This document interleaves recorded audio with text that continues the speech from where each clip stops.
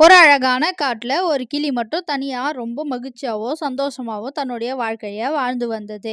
கொஞ்ச நாளாவே கிளி இருக்க காட்டுல மழை பெய்யாதனால கிளி ரொம்பவே சோகமா இருந்தது. நாளுக்கு நாள் சூரியனுடைய வெப்பம் அதிகமானதுனால காட்டுல நெருப்பு பத்தி எரிய ஆரம்பிச்சது.